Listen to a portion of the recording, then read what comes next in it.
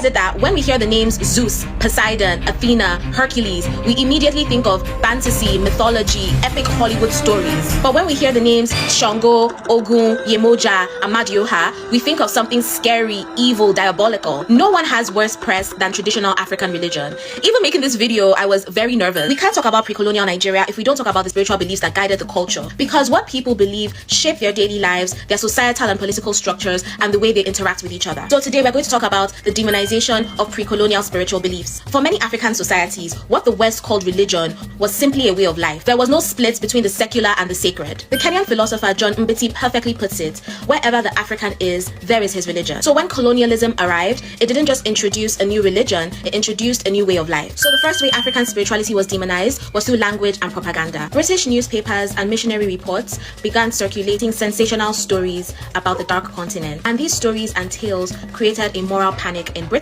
Heathen, idol worship, juju, this is when those words began to be used. And one of the most damaging linguistic errors is the translation of the Yoruba deity Eshu and turning him into the devil in the Yoruba Bible. Language is so important because conflating one word with another has literally shaped how generations of Nigerians relate to that word and relate to their culture. The second way pre-colonial spiritual practices were demonized was through law. In 1903, the colonial government introduced the Nigerian Witchcraft Ordinance. It banned people from using anything that caused natural events, possessed objects, even the claim of supernatural knowledge was illegal. These laws made century-long spiritual practices a crime and a threat to public order. We can't talk about the demonization of Nigerian spiritual practices without talking about Nollywood. And it didn't just start with Kanayo Ukanayo. Nigeria's first silent film called Palava, which came out in 1926, already had elements of demonizing traditional spiritual belief. Fast forward decades later, and this is the kind of imagery we see when it comes to African spiritual practices in Nollywood. The craziest thing is there's no difference between Zeus and Shango and Yemoja and Poseidon. Another thing that has to be mentioned is the social and economic benefits that came with converting to Christianity. Christian converts were given better paying job